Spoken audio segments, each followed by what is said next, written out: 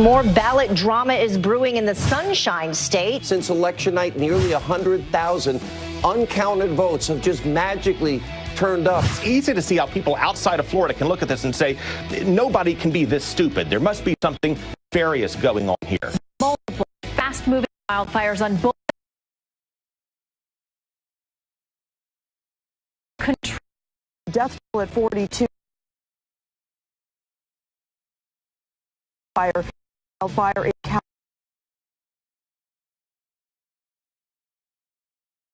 Caravan of migrants continues inching closer to our border at this very moment. That is an assault on the national integrity of the United States of America. The new reports suggest that Democrats are getting ready to fire 85 subpoenas that cover pretty much every aspect of the Trump presidency. They believe that they have a mandate from their base to attack the president. Comic book legend Stan Lee has died. Best known as the creator of the Marvel Universe, this guy had such an incredibly interesting life.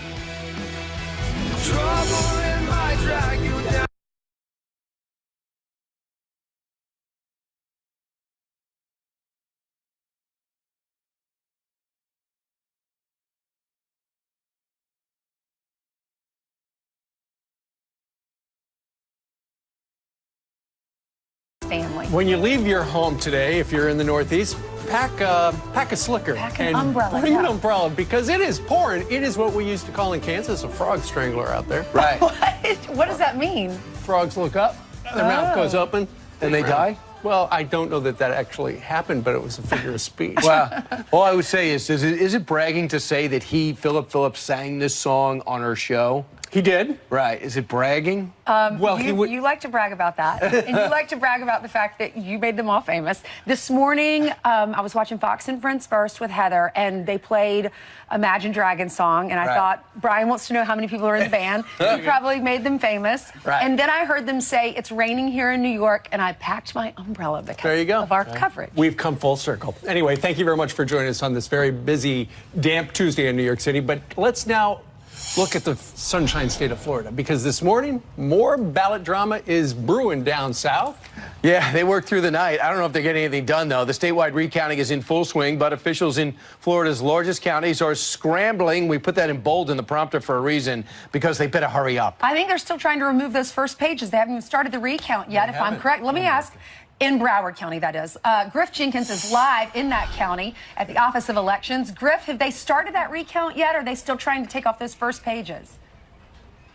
Good morning, guys. They still have not started the recount. They're just separating that first page. They're at the end of the alphabet around letter X of the mail of the voting day. They did the early voting. Now they're doing the electoral day. They've still got to do the vote by mails. And let's take you in that room now, because this video is now more compelling than watching eagles, giraffes, or pandas at the zoo. They are separating these pages. They've got to do the vote by mail after this. That's going to take a couple of hours. Then we're likely going to have a calibration of these machines before the actual tabulation begins. But yesterday, we had a moment in the afternoon that really caught us by surprise, and that is the supervisor here of elections, Dr. Brenda Snipes, who is at the center of this firestorm, actually talked to the media and addressed the mistakes that she's made. Here is some of what she had to say. The lawsuits as they are written certainly cast aspersions on my character. I've worked here for about 15 years, and I have to say this is the first time that this office or I have been under such attacks. So if we make mistakes, we own mistakes. And a surprising tweet from former Governor Jeb Bush yesterday saying that for him, there was no question Snipes failed to comply with the law on multiple counts, and he called for her to be removed after the recounts. Meanwhile, on the national level, candidates Senator Nelson and Governor Scott just trading barbs at each other. Listen to this. Scott cannot oversee this process in a fair and impartial way, and thus he should remove himself from any role in the recount process. My goal is that we follow the law. We know Brenda Snipes mixed illegal ballots with legal ballots. We know they've not let party officials in. The courts have said follow the law.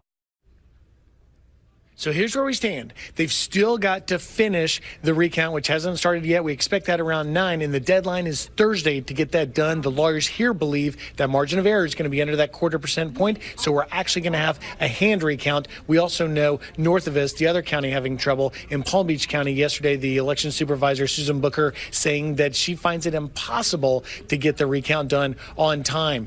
When you ask the lawyers here what happens if they don't get the recount done on time, that's an open question, but we'll certainly have legal challenges, guys. Griff, I never seen this Palm Beach County people. They go, well, they didn't even seem to try. They knew they couldn't do it. The other thing is it true when they do the hand vote, it's just going to be overvote and undervote, not every vote, correct? That's correct. Here in Broward County, Brian, there's about 714,000 ballots cast, they believe. Of those, they estimate some 55,000 maybe over and under votes. But at that point, I'll be coming to you live from a warehouse where we'll see table after table set up of volunteers and lawyers looking over every single one of those over or under votes, meaning that they either didn't mark any answer on the question or they marked too many answers on the question. And at that point, they'll try and determine the intent of that voter. That's going to be time consuming. Ultimately, we have the deadline of Sunday for the official vote to be logged in there. We'll see if we make that. Griff, why the problems in those two counties? And it's not the first time we've seen it in that area. When 60 plus other counties in the state of Florida got it right, why didn't these two counties, why weren't they prepared?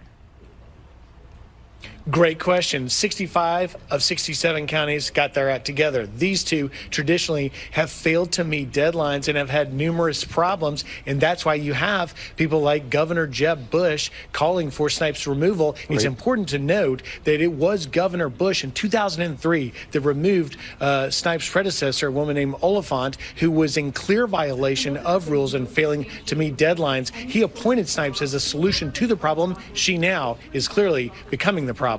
All right, Griff, thank you very much. By the way, I just was looking in the Palm Beach Post, and according to coverage this morning, the Board of Supervisors there, after yesterday saying, man, we can't make it, now they feel they can make it regarding the Senate race. However, it looks as if they probably will miss the deadline, which is Thursday at 3 o'clock, with the Ag Commissioner and the governor races. Well, with the governor race, you know, it's 36,000 vote difference. We've never even had 14,000 with the Senate race, 36,000 with DeSantis and Gillum. We've never had somebody in a recount make up for thousands of votes. I remember with the Bush situation, it's hundreds. With Norm Coleman and Al Franken, it was hundreds. This is a bridge too far if history is any device. Well, listen to this. Mark Elias, who's the attorney for Bill Nelson, now he wants to change the goalpost. He wants to change the laws. And keep in mind, the election happened last Tuesday. On Tuesday, this was the current law, that if you mailed in a ballot or you had an absentee ballot, it had to be in by 7 p.m. so that they could count it and they could turn those numbers in 30 minutes after the polls closed at 7:30. If you live outside the U.S., if you're in the military, serving in the military, that's right. You can still send those. Those are still coming in, and they will be counted up until this coming Sunday, 10 days after the election. But Bill Nelson's attorney is now saying he wants every vote counted. He wants even that overseas rule to be applied to all the ballots. Right, and his attorney said this, breaking, no Floridian should have their rightful vote denied because of the mail or post office delays. We are suing to protect these ballots, count all the votes. So they're trying to change that. Also, regarding the exact match law, where the signatures have got to match on the voter registration and on the provisional ballot, the judge still has not ruled. But nonetheless, Mr. Nelson says, you know, if they don't match, so what? Well, and he's saying, because he said he doesn't want these non-experts checking. You know, usually I think most people can look at how you registered to vote and your signature, and then look at your ballot. If they're not similar, then what they say down in the state of Florida is those votes are thrown out, and he's challenging that, saying they don't have to look similar. Yeah. So here's what Rick Scottskamp said. Here's some more lawsuits that Elias could get. could get Bill Nelson and Chuck Schumer to pay him for. Allow people who didn't vote but might vote to vote anyway, preferably online or via Snapchat. Allow candidates who didn't run but might now like to participate. Allow people in southern Georgia to vote. They are very close to Florida. Allow anyone who wasn't registered in Florida in 2000 to vote for Al Gore and have these results counted towards the 2000 election results. See, now everything's so heavy down there, but finally a moment of levity regarding that. Also, yesterday, Rick Scott dropped his demand that in court that they impound the voting machines. But they were able to drum up 3 more deputies who will be on location. Apparently, one will monitor the on-site cameras, another will look at the storage of USB drives, and a third will supervise. So more security down in the ballot. Bill Nelson also wants Thursday's the deadline for the recount, and he wants that date loosened. He wants to have more time. He wants to go to Washington and just stand up for the picture and go through, pick out an office today. We'll see if he shows up. Katherine Harris, remember her? She was Secretary of State in Florida during the 2000 election mess. She talked about what how the problem then is a lot like now. We're a nation of laws, rule of law is the most important bedrock in our country, Yes. and no one can wax eloquently more than you on that subject. But the most important aspect of these elected supervisors of elections in each county, I think we have a basic expectation that they're going to operate with courage and integrity. Funny that you have to say courage when following the law, but this is a critical issue that they follow the law as it's written, not as they want it to be. Our election laws are sufficient to handle this. My advice to these supervisors of elections would be that they must follow the law. No matter what they do, half the people are going to be very unhappy with them, but their only safe harbor is to follow the law. And that is key. So all eyes are on Florida. The deadline officially is 3 o'clock on Thursday. Will they make it? Stay tuned. Yeah, Republicans lost a key seat in Arizona. They flipped it, so the Democrats have now flipped 2 seats, Nevada and Arizona. Republicans can afford to lose this one, but they still would have the majority. This would give them 52. Jeff Flake stepped down, and the Democrat just won. Martha McSally, she conceded and did a little video with her dog.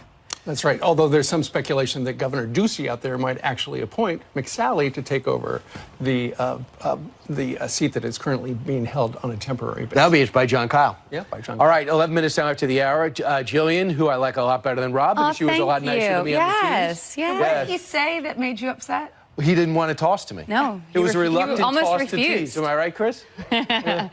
All in good fun.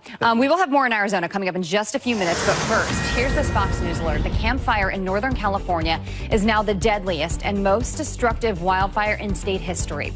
42 people killed and nearly 6,500 homes destroyed. Officials now looking into whether faulty power lines are to blame. President Trump approving an expedited disaster declaration as crews work against dry and windy conditions, fueling flames around the state. We will have a live report on the wildfires coming up, so make sure you stay tuned for that a little bit later in this hour. Anyway, that is a look at that headline. Now let's go on to this. Democrat Stacey Abrams clinging to hope after a judge extends today's deadline to certify votes in Georgia's race for governor. The state must wait until the end of the week to declare a winner between Abrams and Republican Brian Kemp. Multiple lawsuits were filed on Abrams' behalf, claiming thousands of ballots may not have been counted properly. Kemp leads by nearly 60,000 votes.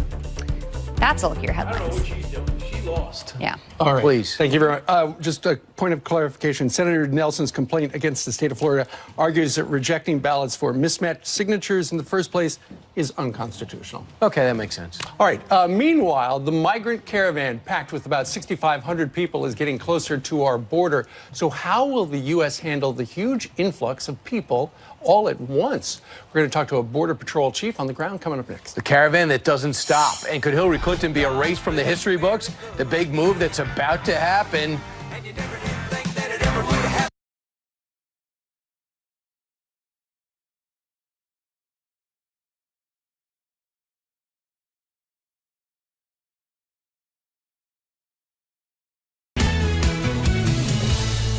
All right, here we go. Let's talk caravan. Law enforcement has begun to prepare for the approaching migrant caravan making its way to our southern border. Got about 6,500 coming our way. Troops have been deployed to protect the border. You know that. But how prepared is law enforcement? Can they handle the wave of thousands of people as we watch them get closer and closer? We have a Border Patrol agent here to tell us. He's Sector Chief Manuel Padilla, Jr. of Texas. Manuel, when they get here, they're now going to be facing troops and an executive order that should be pushing them to the port of entry. What's it going to look like? Well, we're, as law enforcement, as Border Patrol and CBP officers at the ports of entry, what we are looking for, Brian, is an orderly situation where if people are showing up at our borders, they will not enter illegally, one, in mass groups. And then secondly, those that are seeking asylum be able to apply for asylum at the ports of entry. That's a designated place in an orderly fashion. So the ports of entry have a very core mission of facilitating trade and travel. They are very, very busy with their day-to-day mission of facilitating trade and travel. So we have some limitations as far as how many people we can process for asylum. So we're working closely with Mexico on shelters, increasing shelters, and having a controlled situation. Yeah, but it's not going to be controlled. You know, you already have 1,000 a day coming. Now we're going to add 6,500. It's going to be chaos. What can the soldiers do? Well, the soldiers have done a lot of work already. Primarily, we've been at this for about 2 weeks. We have phased out the planning, if you will. Right now, I can tell you, Brian, that we have hardened the ports of entry, ready to close them down if need be. And we've also place some impediments, some obstacles between the ports of entry. So again, what we are shooting for is an orderly situation. We will not tolerate the crowds, the type of chaos that you saw in southern Mexico. That is not going to happen. 30 seconds, Chief. How outrageous is it? How outrageous is it? Our goal is to make sure that we have an orderly situation. Right, let's hope for orderly, but how outrageous is it? Hold it a second. How outrageous is it? Mexico, I don't know if your earpiece is working. How outrageous is it that Mexico is providing trucks and transportation? I can tell you, Brian, we are working closely with Mexico. We're talking to Mexico. So some of the things that you see on TV or on the news, you know, some of that may be happening, but I can tell you the communications with Mexico continue. Right, but what are they doing? They're helping them get here quicker. It's outrageous. Sector Chief Manuel Padilla, thanks so much. Thank you, sir. All right, 10 minutes before the bottom of the hour. Democrats even control the House, don't even control the House yet, but they're already promising an investigation overload. We will summon, if necessary, subpoena Mr. Whitaker. The investigations are sexy. They're interesting. Is that really a good strategy for their party? We're going to debate that next. And Tom Cruise has the need for speed, but Top Gun 2 isn't flying into theaters anytime soon, and you won't believe why. Feel the need. The need.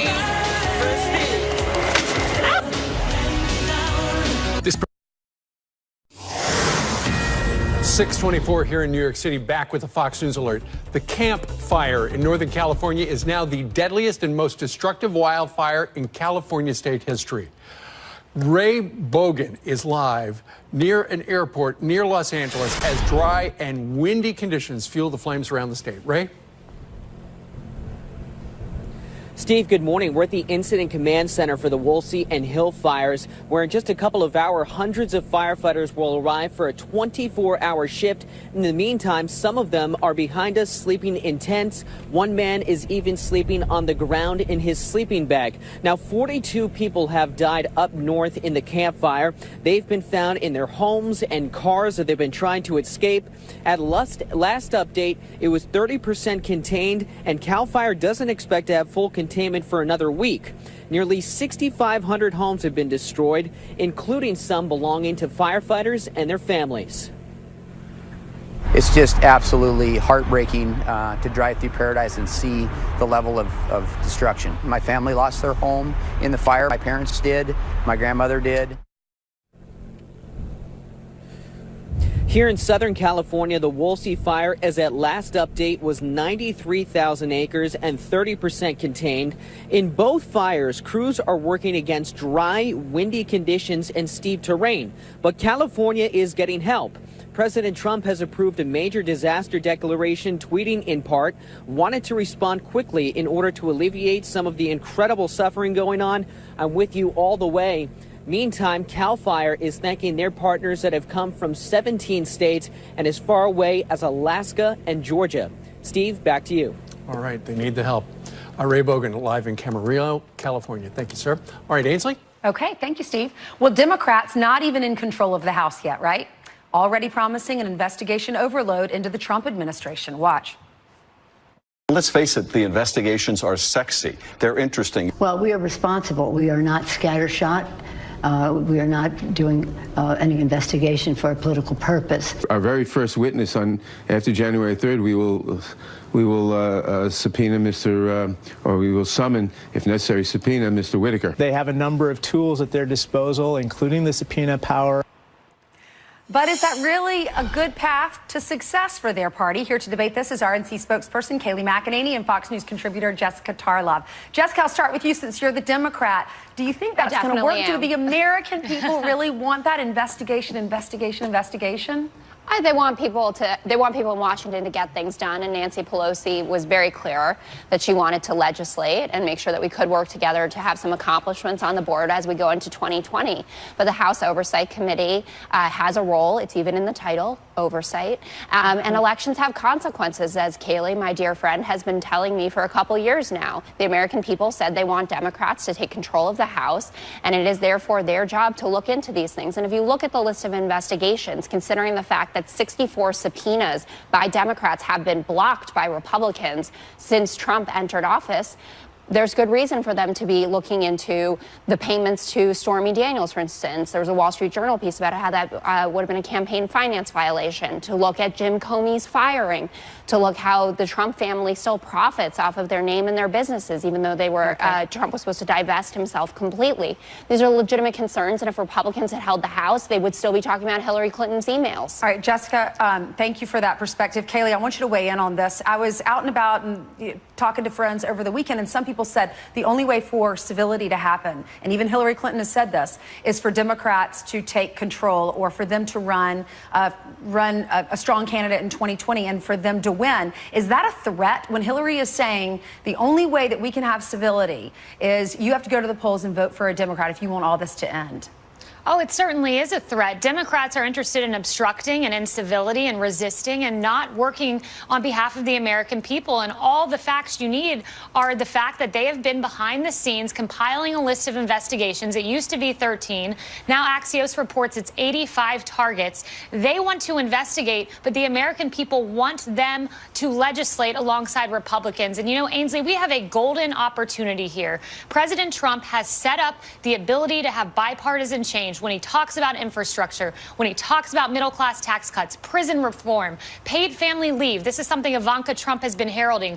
Democrats have said they've wanted this for a decade or more. Well, we have the opportunity now. We can come together and better the lives of the American people. Put aside the investigating, put aside the subpoenas, work for that hardworking mother who wants to stay at home with her kid a little bit longer. Paid family leave is possible if Nancy Pelosi just takes one step towards us. Jessica, she said that Axios has 85 topics that the Democrats are saying they're going to target. We have a long list of those things that they want to change and they want to do. Do you think that that's going to work though? Because when you're talking to your Democratic friends, aren't they like, enough? We want. You said you want change. You want things to happen. You want things to go well for this country. But if it's an investigation after investigation after investigation, how does that bring our country together and provide unity? Oh, I don't think it necessarily does if you go for all 85 and that's all that you're doing, but we can walk and chew gum. We're very advanced folks, even though we're liberals. And if you look at someone like Kristen Sinema, who, big congratulations to our new senator from Arizona, she voted with President Trump 60% of the time. That's certainly a bipartisan type of person that we're sending down to Washington, or she's coming in a new elevated role there. There are a number of people who won all across the country, especially in the middle of the country, states that President Trump won, Michigan, Wisconsin, Pennsylvania, who are very interested in working in a bipartisan fashion. Nancy Pelosi, if she wins the speakership again, has made that her priority. So I'm not interested in 2 years of only investigations, but I am interested in 2 years of working together on things we can get done. And I totally agree, prison reform, infrastructure, those would be great wins and boons for American society and benefit both Democrats and Republicans. But this idea that because we're in charge now, we should just play nice and back off any investigations when we know there are people still talking about Benghazi on the other side who, you know, want to haul everyone for Fusion GPS and Devin Nunes. You can't compare that. Look, you can't compare the loss of 4 Americans in Benghazi and wanting to investigate that with the Democrat goal of looking into Stormy Daniels and President Trump's tax returns. These are frivolous investigations. Let's work together. Let's better the lives of the American people. Democrats have a choice. But Congressman Nadler is overheard on a train saying, you know, hey, let's impeach Kavanaugh. That's not what the American people want. Listen to him on State of the Union on Sunday. He was very clear about this. Well, we have to go. See, we'll leave it there. Next Ladies, week. gotta go. Next week. Bye. Thank you so much. Good to Thanks, see you Bailey. both. Thanks, Jessica. Americans have the ability to get driver's license, but what about illegal immigrants? The plan that's gaining steam this morning. We'll tell you about that. And should that top election official in Broward County be removed amid the ballot chaos down there? Former Governor Mike Huckabee would know something about that because he lives in that state. And then after that, jumbled some of them together, saying, oops, we got them mixed up. It's an example of the kind of blunders we've seen not just this year, but in years prior. And when you combine that with Broward County election managers saying they didn't know or wouldn't say how many ballots they still have to count days after the election, they need more time. They don't see how they can complete a machine recount by Thursday, while some counties are already there or very close to it. When you look at all of these things, it's easy to see how people outside of Florida can look at this and say, nobody can be this stupid. There must be something nefarious going on here. And that from an investigative reporter at the Fox affiliate in Tampa, Florida. Can they be that stupid? Let's bring in Mike Huckabee, former governor of Arkansas, Fox News contributor and author of a brand new book, Rare, Medium, or Done Well, Make the Most of Your Life, and it's out today. Congratulations, Governor.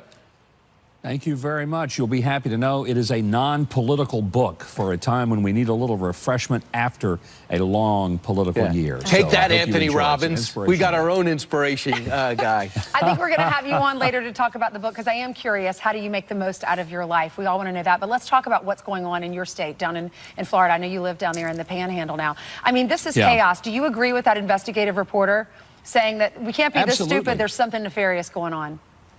Yeah, this is not just mere incompetence because it continues to happen in the one county of Florida that is heavily Democratic, that has shown that it has incredible levels of corruption, as we saw from even the fallout from the Parkland shooting and the sheriff's office and the fact that elected officials in that county don't even have the competence of some of the people who work for them. This particular election official, Brenda Snipes, has been under fire before. Everybody, I think, knew that the spotlight was going to be on Florida and on Broward County. And then to have this happen again, I mean, come on. This is not accidental. If it is, then there is a level of incompetence that will make the history books. And that's why I think you just can't keep saying, oh, the election's over. Not yet. Broward County just found some ballots, and maybe they're in the trunk of a car. Heck, I'm in Nashville today. I think it's very possible that I could look under the bed. I might find some Broward County ballots there. Who knows? Yeah, everybody down in Florida is joking about it, no doubt about it. Jeb Bush, though, very serious about it. He was governor when she took office. He tweeted out, there's no question that Broward County Supervisor of Elections, Brenda Snipes, failed to comply with Florida law on multiple counts, undermining Floridians' confidence in our electoral process. Supervisor Snipes should be removed from her office following the recounts. But, Governor, you know, there are a number of people who are saying that now, who had a chance to do something about it before they actually started counting the votes. You know, Steve, it's a very big thing to take someone out of office, and that could open up a big controversy. I think the fact that they didn't indicates that they really believe that there's no way under heaven that this would ever happen again, that Broward County would be so brazen as to try to swing an election and that violate the Constitution of the law. Keep in mind that Bay County, which is just next to me, where I live up in the Panhandle, had a terrible hurricane. Cat 4 destroyed a lot of things. They made their election work. How do you do that less than a month after a hurricane, but Broward County can't get even, they can't even find all the ballots, and then after the election, when they needed the few to make the Democrats win, suddenly they showed up. Governor, Isn't that amazing? in that county, they did, that you're talking about, I think Bay County, they did allow 150 people to vote via email, which apparently is against the law. Well, there's some question about whether it was against the law due to the fact that these were people who were overseas and military and a provision for that. But the fact is that in Bay County, they were able to conduct elections. They had the ballots in place the night of the election. They counted the ballots in an orderly manner. And I believe they had a 52% turnout. Yeah, and they didn't have any ballots, show up in the trunk of someone's car or in a school stuck away in a storage closet, as happened in Broward County. All right, Governor, this is where Rick Scott's campaign spokesperson said, Chris Hartline. Rick Scott won the election by the margin that's mathematically impossible to close in a recount without fraud. So why pursue a recount? In the history of our country, we've never had a recount and overturn a gap between 10 and 14,000. This is an exercise that we already know the outcome to. And if this is, in fact, if you back what Chris Hartline's saying, shouldn't the governor be going to Washington today as a senator-elect? Yeah, I think he should. I do think he is the senator-elect from Florida.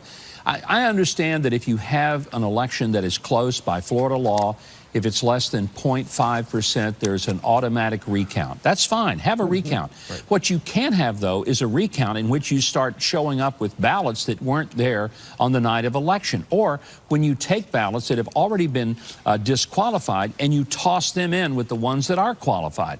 That's really, I think, the bigger controversy than whether there's going to be a recount. Well, now he wants to change the law after the election so that all those votes count.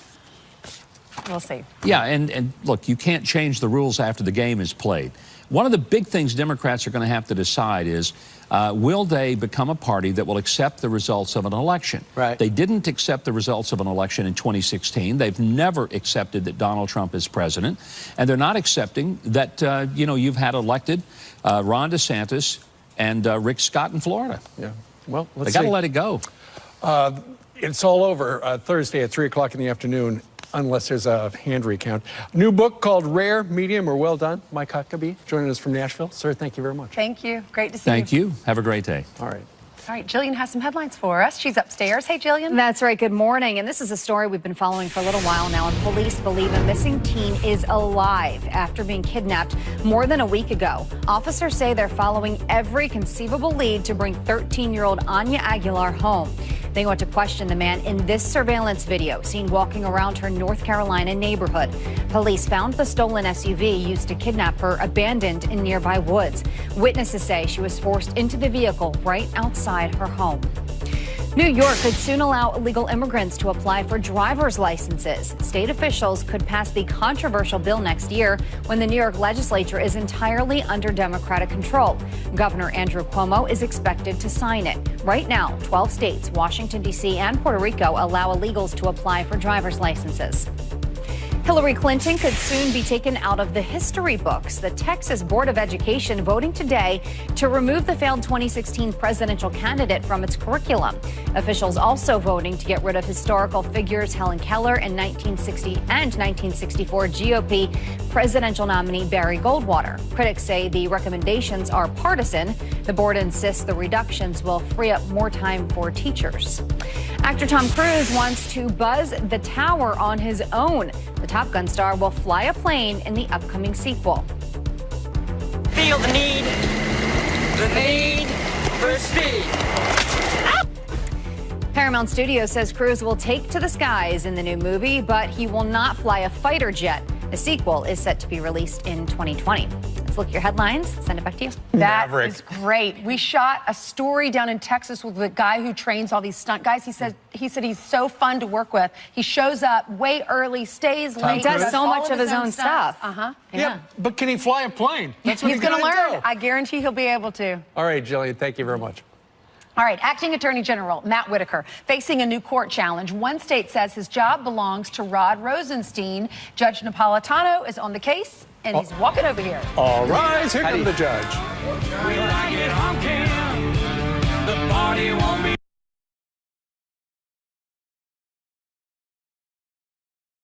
ballots. We know they've not let party officials in. The courts have said follow the law. So what I'm trying to do is get them to do what we expect. Law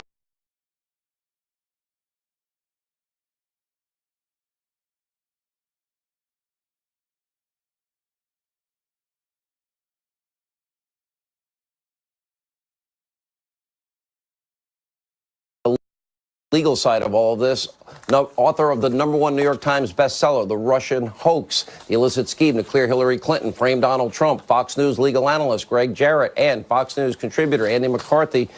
Let's start with, we have civil violations of law, and now we have the criminal investigation that has now begun with law enforcement, the Attorney General, Pam Bondi tonight. What are we possibly looking at legally, Greg?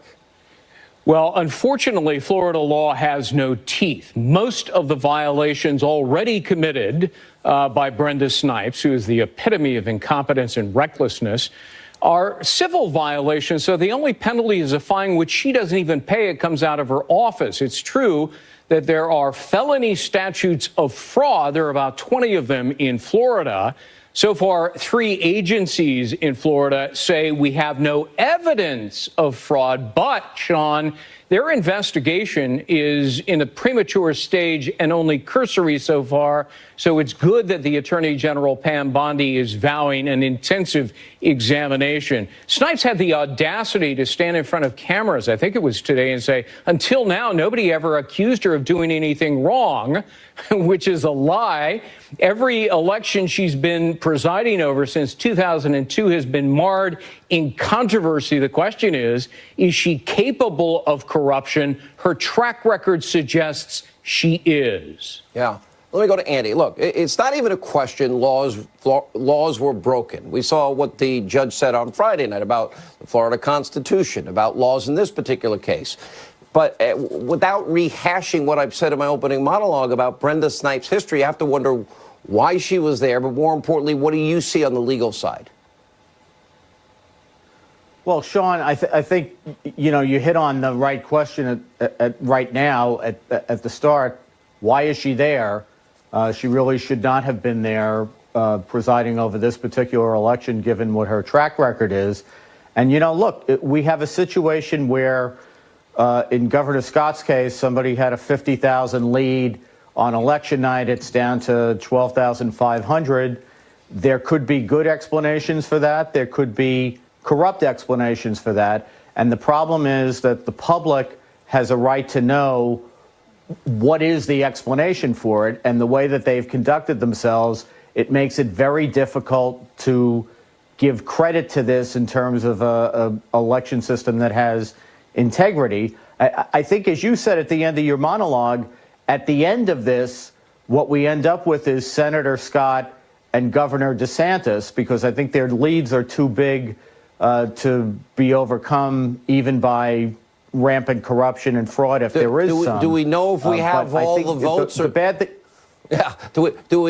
Are they still throwing in tens of thousands behind our back as we speak? You know, I just happened to find another 20,000. Sean, right. Well, but this is the thing. If you're behind, your motive, your incentive is to try to foment as much chaos as you can and prevent there from being like a ceiling of where we know what the votes are and they don't go any higher. And obviously, if you're in front, as Scott and DeSantis are, what you want is some certainty. You want to say, you know, look, however the votes come out, they come out, but we at least need to know how many there are. Well, we're never going to get, I could say with certainty tonight, number one, laws were violated. That's a fact. That's indisputable. Then we have the incident of Snipes mixing rejected provisional ballots with legitimate provisional ballots, Greg. We will never get an accurate count for Florida. It has already been tainted on many levels. 65 of the 67 other counties, including the Panhandle. If this happened in the Panhandle, I might understand it. But if 65 counties continue to get it right in Florida, and 2012 and 2014 and 15, 16 and 17, the same players, the same nonsense, the same games. It is not fair to the rest of Florida what goes on here. And it tells you, Sean, that something is amiss here. When 65 counties can get it right, but just about every election, these two counties, Broward and Palm Beach, can't. She missed, Brenda Snipes, every deadline that was set, and everybody else met them. She commingled valid with invalid ballots, and then, astonishingly, tens of thousands of ballots suddenly and magically materialize out of nowhere with no proper accounting, no chain of custody. We have no idea when these ballots were cast and by whom. And so, you know, this has got the nefarious look of corruption written all over it. I'm not saying that fraud was perpetrated, but it does need to be investigated, given her track record. Let's look at two specific issues, Andy, as we move forward. So we have two different recounts, really, that are going on. They're two different thresholds. One will be different in the governor's race because the threshold is higher in as much as the vote disparity is greater. That will be a machine recount. Right. Then you've got, they're going to look at, I guess, all of these provisional ballots. And there you have, we already have the attorneys for both Mayor Gillum and soon-to-be ex-Senator Nelson wanting to count the votes of illegal immigrants. They stood up and they literally advocated that those votes be counted. What are we supposed to do in that case? Well, Sean, this is where they're philosophically at, though. They've been, you know, we have two different things going on here. We have the potential procedural irregularity that applies to this particular election, and then you have the overarching Democrat approach to government, which is to eviscerate the distinction between citizens and non-citizens. And we shouldn't think for a moment that if you can wrap your brain around the procedural irregularities, that their overarching agenda goes away. It doesn't. So, of course, they're going to take the position that none of the votes of people who might not properly be voting should not be counted, because in their minds, those people are just as legitimate to count as Americans voting are to count. And that's a big reason why our electoral system is in the mess that it's in. You know, the fact that people whine over people who shouldn't be voting having their votes counted, when we have that means Americans who vote get their votes discounted. That's just as big a problem. And Greg, I mean, this is 18 years after 2000. Dimpled, pimpled, perforated, not perforated. Let me ask you this. Mark Elias, who you know so well from this whole Perkins Coie issue, he had a Virginia client ahead by 165 votes, 0.007%. Criticized Republicans for not conceding, saying the recounts don't tend to change the results. 165 vote difference. He had another client just up by 12,000 votes and said recounts should only be done where there are dozens or a few hundred